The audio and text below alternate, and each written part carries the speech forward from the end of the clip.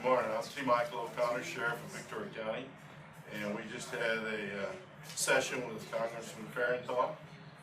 We've had this few occasions to interact with local, state, and federal jurisdictions with regards to homeland security issues and the borderland. So without any delay, I'd like to turn it over to Congressman Farenthold to basically give you a take as what transpired in this meeting and what the intentions were. Congressman. Thank you, Sheriff.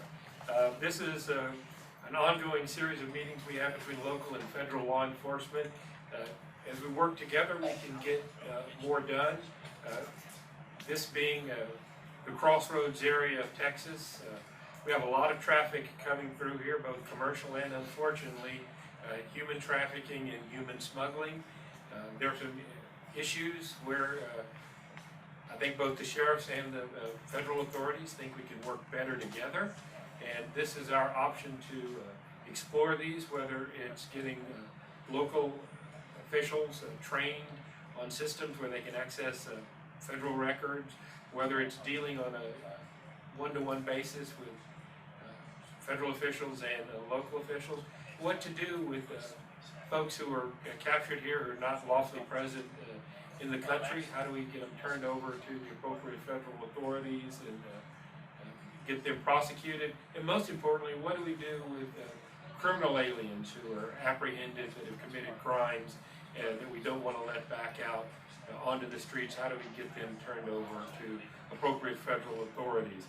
And this is a continuing dialogue. We're going to continue with this to find ways that we can work together, both again, whether it's on a interpersonal level or whether it's actually big policy changes in Washington, D.C. It's always good to talk to the folks who are actually doing the job rather than listening to the statistics that come back to Washington. You need to look at both, but nothing beats the personal experience, and we've got lots of folks that are helping, and we'd be happy to answer any questions you guys have. Or anybody else want to say something? Andy, you're pretty vocal on these. The threats have never been more real here in Texas and across the nation. And what it comes down to is the integration of law enforcement working together with our federal partners to the highest efficiency that we can. Until we can do that and obtain that and do it consistently, then our citizens are going to be subject to more criminality. The criminal element here in our state is what we're addressing today. Your Texas sheriffs are committed to doing everything we can to taking care of any type of criminal activity that we have for our citizenry. Thank you. Thanks. You guys got any questions? Again, this is all about partnership between our local sheriff's police and the appropriate federal agencies. I guess this question's for Sheriff O'Connor. Maybe at first, let's introduce who's here. Okay. Self-introduction. Why don't you go ahead and... Mark Dawson, I'm the Special Agent in charge for Homeland Security Investigations in Houston. Sheriff Louderback, Jackson County. Sheriff Harmon, Lavaca County. You know who I am? J.J. Craig, Victoria. And I'm Mike Alanis, Assistant Chief in Corpus Christi. Now, we had a list we could provide you of all the different agencies that were here after this we conclude this session. Can you tell me why I know the inland communities here, Victoria counties, the crossroads were a thoroughway, as you said. What kind of resources are your counties spending on these issues, and what kind of assistance are you getting from the federal government and the state government, if any, or is it all on the counties to handle this? No, it's not. Okay. Back in 2005, we started an alliance of sheriffs. It's probably 20 plus now. It goes from the Gulf Coast, South Texas, west toward Live Oak County, and then north toward the outskirts of Austin, San Antonio, and again east of Houston. We saw that it necessitated that we were using our local resources to deal with a borderland issue, and we saw fit that we need not use the funds on the local basis because it was basically overwhelming, taking up time, personnel, and equipment. So not long after '05, we started receiving funds from the state and the federal level of sustainability to augment, to deal with these issues that we have at hand.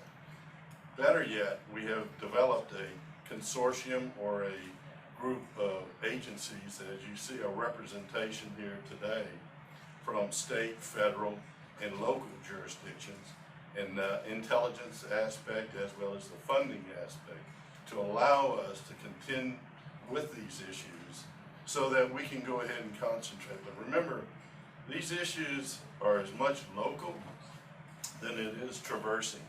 You know, we deem this area, of course, Victoria, as a fatal funnel. It's well known. We have used that for many years. Borderland issues are our issues. As you know, there's been direct connectivity in these jurisdictions, and a lot of these jurisdictions do not have the resources or the funds to try to address this. And that's where we've been very fortunate, and through the leadership and the encouragement of the congressman, we've been able to have that sustainability. Today, we talk about issues related to these jurisdictions, from apprehensions to background checks for criminal aspects, as well as humanitarian aspects. One of the things that came out that was one of the big topics for discussion is distinguishing the difference between a victim of human trafficking or someone who is chosen to be voluntarily smuggled across the border. And oftentimes someone who is chosen to be voluntarily smuggled across the border actually becomes a victim of trafficking. They contract to be smuggled to Houston, say, and they end up somewhere else as a slave, either in the sex trades or labor trades. And what we're battling is an organized criminal element in the form of the cartels. The cartels are making more and more money from human trafficking and smuggling people, even more so in some cases than they are in narcotics. And it's a growing threat. And with this partnership, what do you see going forward? A continuum, well, number one, the funding, it's a necessary aspect.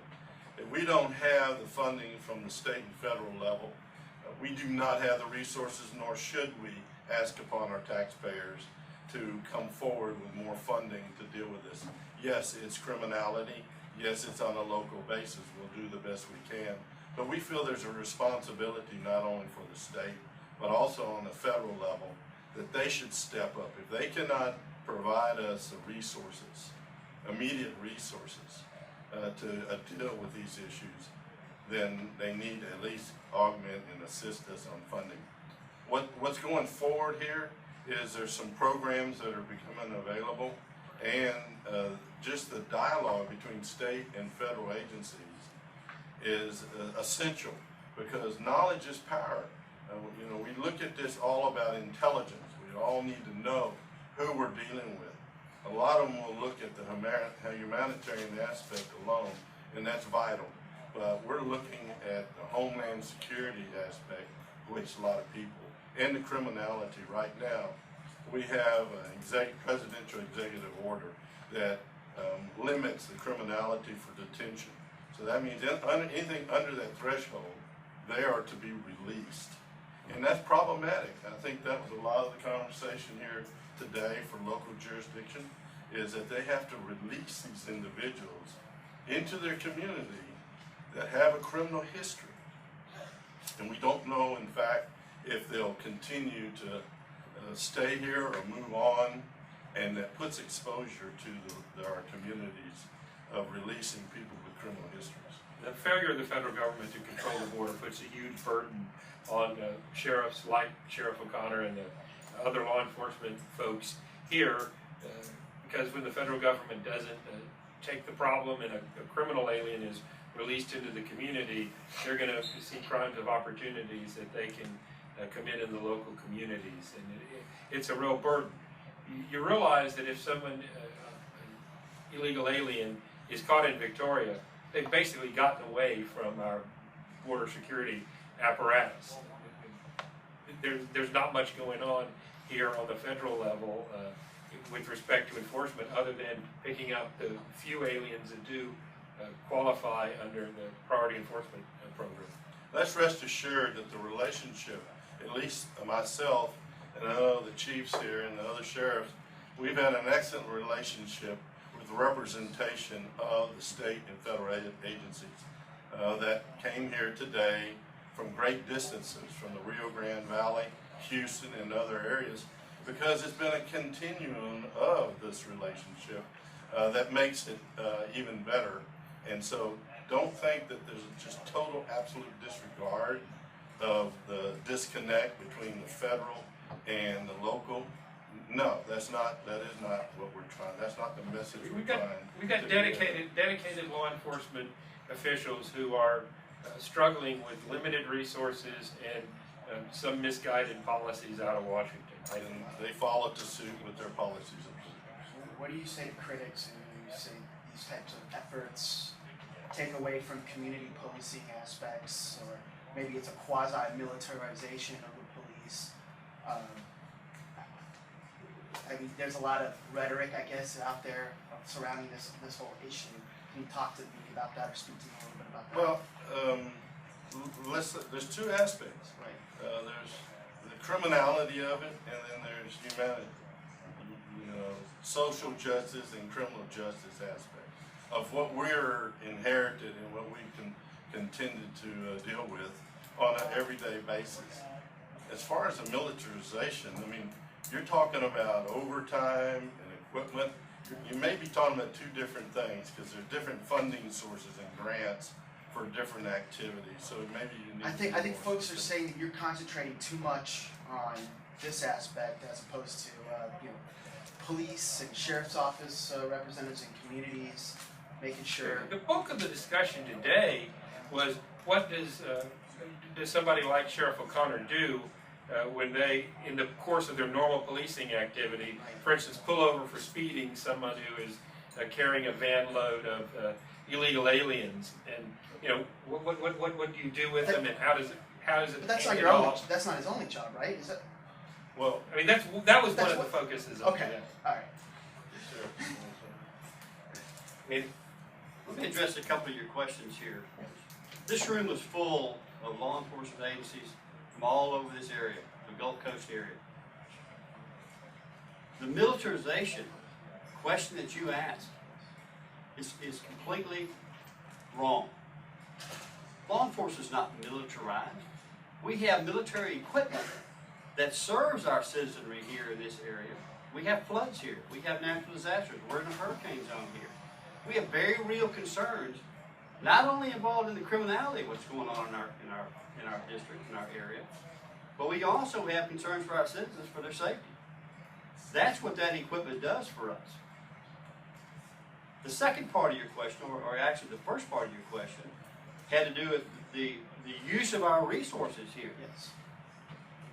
What better resource do we have than taking care of the citizenry? What position would you have us take?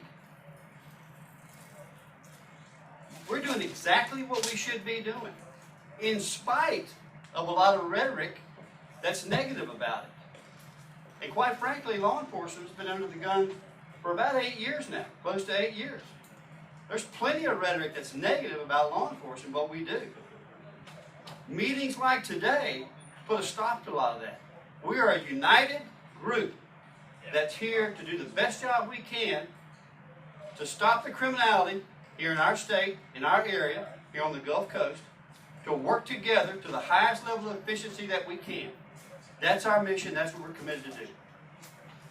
and we want to bring awareness to the congressman, and that's why when he comes down in this area, we got to keep that connectivity, so there isn't an absolute disconnect. Congressman, can you talk a little bit about the stats that you mentioned? There are statistics out there that say border communities are quite safe, so I was wondering if you were alluding to that. The issue we're facing right now is the numbers, and there was actually a video that we saw from the Border Patrol about how their stepped up efforts in California and Arizona have actually funneled more traffic to the Rio Grande Valley, and the need for additional resources, both infrastructure and personnel, to deal with it. And I gotta tell you, I know better than to throw out statistics. We have them in writing and we can give them to you. But if I give you a number, I'm dyslexic enough. It might not be right. Let me get it to you in writing.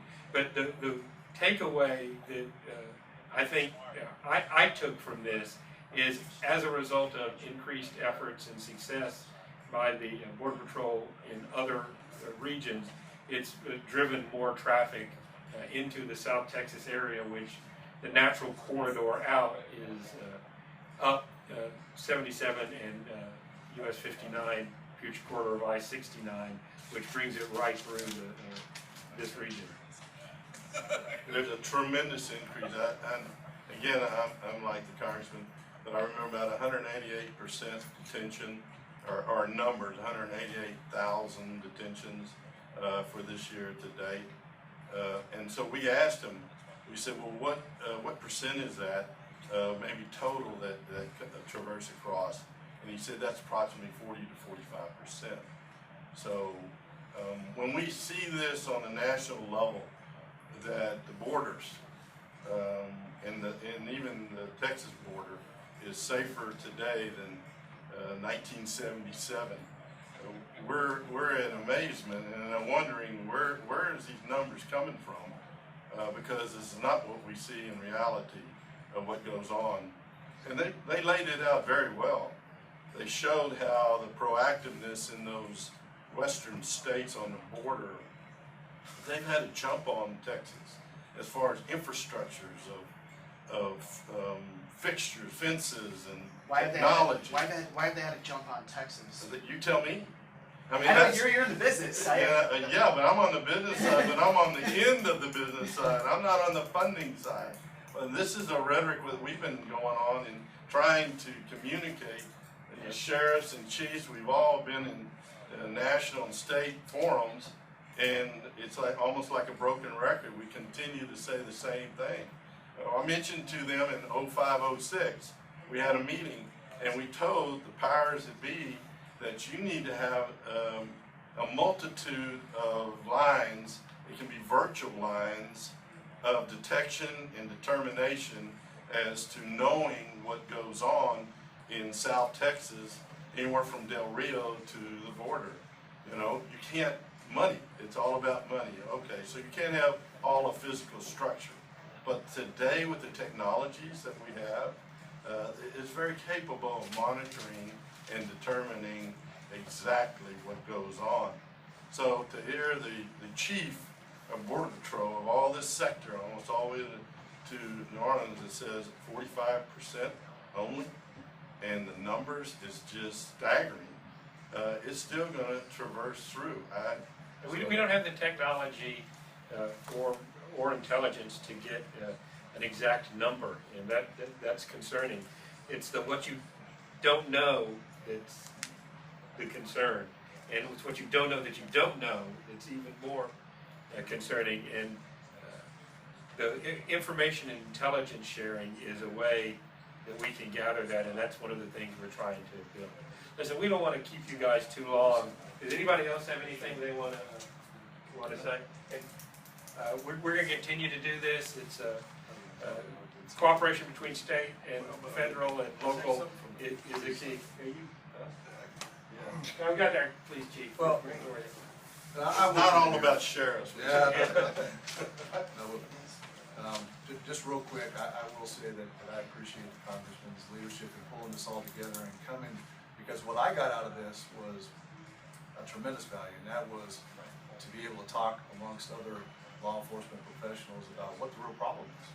And we face it here just the same as the sheriffs do in different counties. And so to me, what was mentioned today and the numbers that were brought forth today were pretty staggering. I can tell you that the problems that we're having are pretty significant in terms of how things have been going. So what I hope that we see out of this is more city, county, federal collaboration on solving a very common problem. So I appreciate you doing that. And so for our perspective, time well spent. Thank you all.